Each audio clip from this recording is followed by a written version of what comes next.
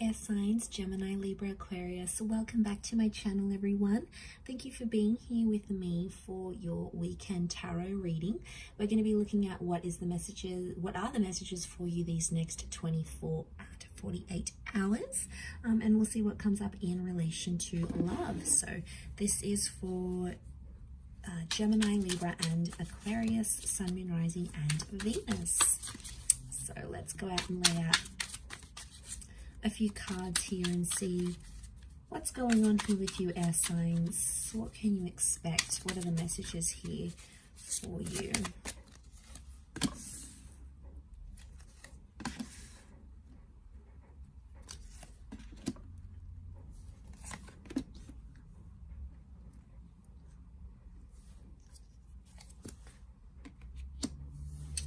Okay, so what sort of crowns your reading is the Ace of Pentacles. So this is powerful because I feel like you're inviting more stability into your life here. Now, I feel like there is a new connection or a new person maybe coming up under an earth sign here, Taurus, Capricorn, or Virgo. But again, it's the promise of stability here. So straight away with that Ace of Pentacles, it tells me that this is the universe, God, spirit. This is something trying to sort of a higher power other than you is trying to steer you in some sort of direction here, air signs. So you have to listen to it. A door is opening, so I feel like there's an opportunity that's open. Now, for a lot of you, you may not be seeing it, okay? You're in that full kind of energy. As the swords, you've come up as the Nine of Swords. So if you're sort of, I feel like you're still dwelling on an ending, a lot of you. Could be a breakup, something that happened, some sort of ending that, like, you had an argument and it was like the last words that was said. You're still in that 9 kind of energy and you're still focusing on that. Maybe you do have to sort of go through that 9 before you welcome in the Ace, but I feel like possibly why you're not seeing that Ace of Pentacles is because your mind, your energy, your focus appears to be on whatever this 9 was. And I feel like with the Fool coming up here as well, I feel like it's put you in a place where you're not really sure what's next. You're like, okay, well, what do I do now? What do I do with myself? Now that this is over, or now that they said they don't want this, or now that, you know, X, Y, and Z has happened, you know, now that sort of I want a new chapter, I want a divorce, you know, I want a separation, now what? It's like you don't really have a clear sense of self with the Fool card, so you're feeling a little bit lost. You know, we see this bird here, so that's the message here, okay? It's that bird, it's taking flight. So I feel like something's taking off here, but I feel a lot of you air signs are sort of, you're scared to end things, or you're scared to leave the familiar because you don't know what it's going to bring, okay? Maybe it's because you're not having direction, or you're scared to be lonely, or you don't really know. But I feel like the universe is trying to reinforce you that you are in good hands and that you will find your direction when you need to. Now, I don't know if this is also you, like you're scared to get hurt again or to be placed in the same position.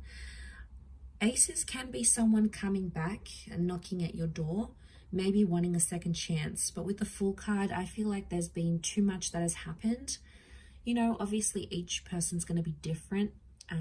But I feel like for a lot of you, too much has happened to sort of go back to that chapter now. It's like there's been too much pain or too much embarrassment or too much foolish energy to go back to this sort of connection. It could be with someone foreign or someone who is at a distance with the Fool card. So maybe this is like a long distance connection.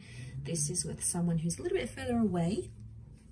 Regardless, to have that come up in the reading, I feel like the universe is telling you that there is an opportunity that's coming. And you may be somewhat blinded to this because you're too busy focusing on the previous chapter of your life, or maybe, you know, you're just trying to process it all. It takes time. We can't just process it overnight. You know, it takes time for that to happen. And we need to work on ourselves with that number 4.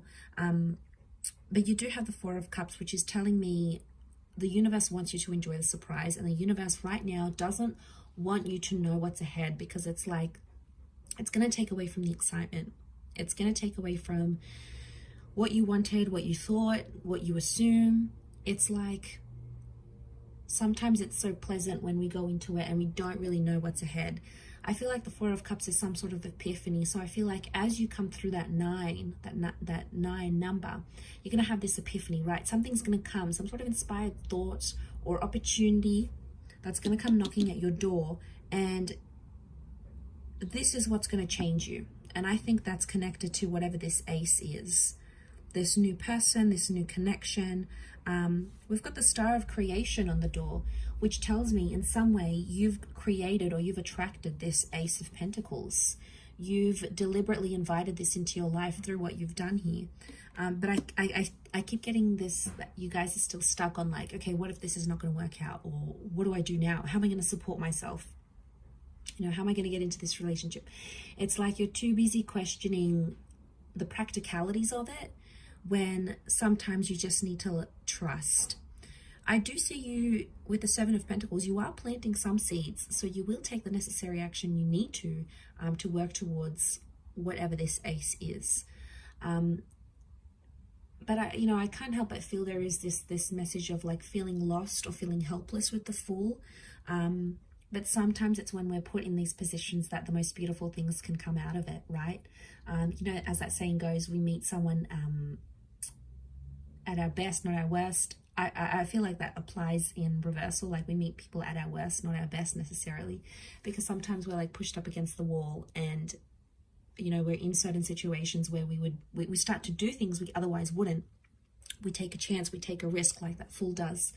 So the message overall here for you air signs is that you have to take a risk for this ace, and it's going to be worth it, because without taking this risk, you won't know what's ahead. You won't be able to enjoy it, because if you're not going to sort of leave that comfort zone, leave that relationship, or leave that kind of person, or leave behind singledom, whatever chapter you're going to, how will you ever know what that ace is if you're too busy focused on that 9?